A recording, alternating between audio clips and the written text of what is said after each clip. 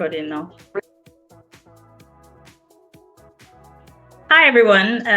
If you're just joining me, my name is Diana. I appreciate all my viewers who always stand by me, who always watch my videos. I'm happy to be here today. And today's episode promises to be very, very interesting. Like the title says, 5 things every woman must do today. Yes, I had to do so many researches because research has proven that women most times are the most stressed when considering all the living things that exist on earth, as in when compared to other animals, higher animals, lower animals, the women folks are the most stressed because most times they carry other problems, other workloads on their shoulders, and they forget to take care of themselves. So today, I'm going to be doing a series that will help you take care of you and place you first. Exciting, right? Yes. So if you're just joining me, like I said, my name is Diana. I don't want you to go anywhere. I want you to sit back in front of your screen and keep it locked down because I'm going to be giving you 5 beautiful tips to help you take care of you and be a better you. All right. Okay, so the first one we're going to be talking about is practice self-care.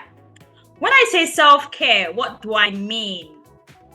I mean, for a second, try not to bother about your kids. Try not to bother about your husband. Try not to bother about work. Try not to fret about what they would have for dinner, for breakfast, for lunch. And just take some time out and take care of you. Self-care. If you have someone you can leave the kids out with, just schedule a day, go for your facials, get your hair done, get your nails. I have to look at my nails. Don't worry, my nails are not done. Get your nails done. Go eat out. Go swimming. Just do everything you want to do, as in everything you love to do before you became a mom and wife. There were things you love to do. So maybe sometimes you'd like to go to the cinema and just go see a movie. Just schedule a day for self-care. You know why you should do that? If you keep stressing yourself without self-care, one day there will be no you anymore.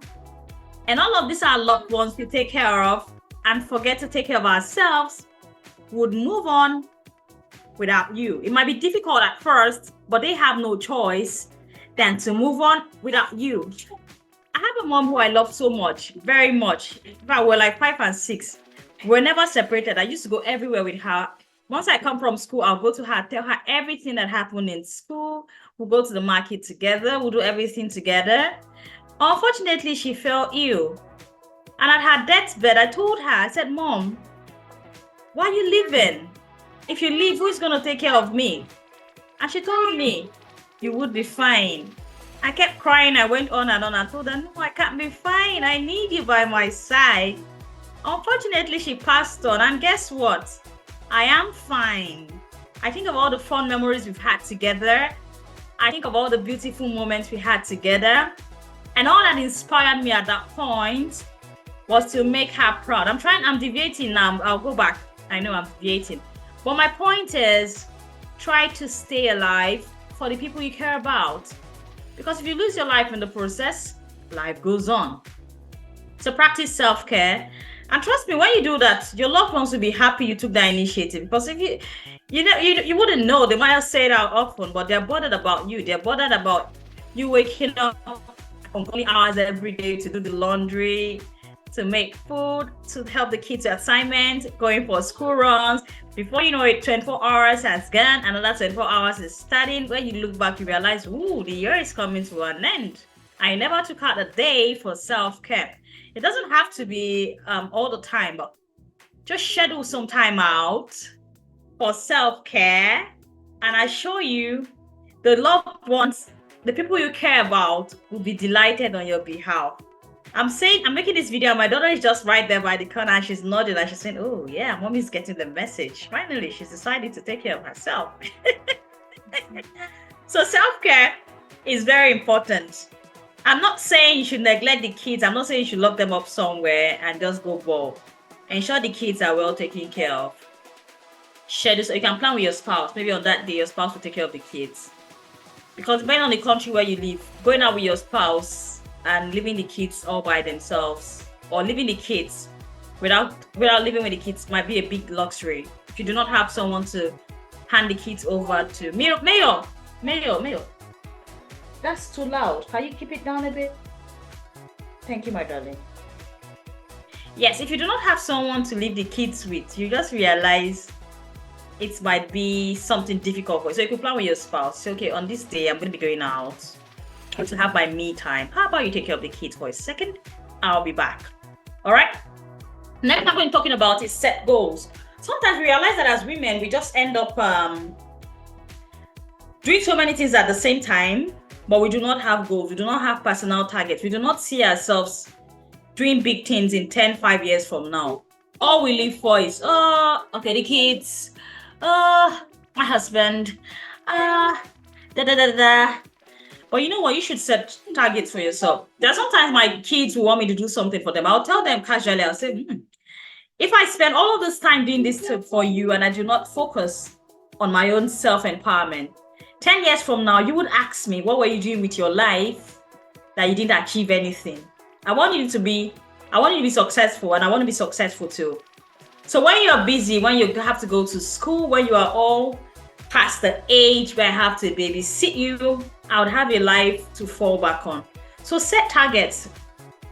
Thankfully enough now, there are online courses you could do. You could learn new skills. You could do business online. I remember in Nigeria, I still do it anyway. I do my business online in store. I make money. I feel fulfilled. So set targets. Tell yourself, in 5 years from now, where do I see myself? Do I see myself being the CEO of a big company? Do I see myself clinching my dream job? You might think, it's too late. No. There's no lateness in all of that. It all depends on how much you want it. Are you willing to put in the work to get it? So as women, try as much as possible to set healthy targets, set goals, and work with them. The next one I'll be talking about is connecting with your loved ones. Most women are guilty of this, especially after marriage and with kids. You just realize you cut off all of your friends, your family members, and you just focus on your new identity. But I want to tell you today, if you're doing that, you're wrong. You have loved ones that care about you. Once in a while, just schedule a chat with them. Even if you don't have the time to go see them, you should try and create this balance. The people in your life presently and the people that were in your life that made you who you are. So it's not cool for you to just clinch this new identity and abandon your previous life, abandon all of those people that made your life tick. So once in a while, try to socialize, hang out with them. I realize when you do that, you release all of your childhood memories, especially if you're hanging out with your family. And it helps you feel better. It helps you laugh. You remember the funny things you did as kids, You remember all of your aspirations. Most times, by just having this chat with your sibling, and they'll mention something. Like I was having a chat with my sister. She told me, I remember when you were so passionate about broadcasting. What happened? What changed? And I went back home. I thought over it. I said, yeah, that's true. Right from my formative years, from the ages of 8 to all I wanted to do at that point was to be a broadcaster. I would get my mini recording set. There was this recording set my dad gave me as a kid. I'll get that recording set and I would talk on and on and on in it. I would see random strangers. I would do vox pops. I would interview them. That was all I wanted to do. But suddenly I deviated. I got into the corporate world. I forgot about my media passion. But when she mentioned, I just sat back and said, how and when did you throw that passion away? So you see, bonding with your family members most times help you remember who you are. Okay? And it helps you in your new role as a mom. Well, it's not a new role, depending on how long you've been married for, but it helps you balance both, and you're a happier woman. Okay? The next one I want to talk about is linked to setting goals. This one is learning something new. If you rely on your knowledge that you have, your existing knowledge, you realize that You're getting still. You're no longer conversant with modern facilities. Okay? So you should learn new skills. You should acquire new knowledge. You should. Previously, we'll say Y2K compliant, but now it's 24 years past Y2K. But it shouldn't be Y2K 24 compliant. And when it's, well, for the Gen Z, when we say Y2K, we mean year 2000, okay? So when we say Y2K 24, we're saying year 2024. Saying all of this is making me feel like one very old woman. I remember when we did when we went into the year 2000, it felt like, ooh, a new day has come. Oh my God, did you just put up my system? Oh my God. Mayor, you just try to interrupt my video. Can you please go and sit down? Okay, so learn something new that is compliant with the age and time where you're in. I know some people might see this video 5-10 years from now, but I'm making this video on the 13th of April 2024. So whenever you're watching this video, try to learn something new. The 15th I would say is schedule medical checkups. I know most of us are so religious. We tell you, ooh, I wouldn't go do that test, because most times when you do that test, it calls the demon of that sickness upon you. My darling, most sicknesses, once detected early, are easier to handle. I lost my mom to breast cancer. And the issue is, we actually detected early, but we're being spiritual about it. My point is, try to schedule tests often, regularly. And when you do that, it helps the medical personnel identify medical issues that are looming around the corner. And when you try to rectify them at the budding stage, most times it doesn't degenerate to a bigger issue.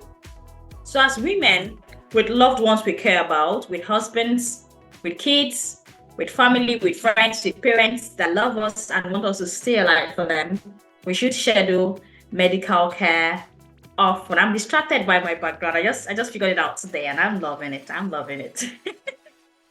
All right, I don't want this video to be too long because I realize people on YouTube do not like to watch long videos. Okay, I think it's time up for me. I had fun talking today and I had fun seeing your faces, even though I can't see it, but I'm seeing it telepathically. Yeah. So before I started, I said my name is Diana. Please, if you're watching and you haven't subscribed to my channel, what are you doing? Wouldn't you like to just sit back and hear a notification that tells you, hey, Diana just posted a video, come and see it? All right, but please subscribe to my channel. I post videos as often as I can. I post videos on life, helpful tips, entertainment, and educational materials. Whenever I post a video, be rest assured you will learn something new from me today. Okay, and also remember to like, share, comment on this video. Till I come your way again, my name is Diana, Diana, and it's bye for now. When I want to say bye to my friends, you've been looking around for a second. Bye! Yeah, this is Maya, and we're saying bye to you. All right then, so thank you for watching and bye!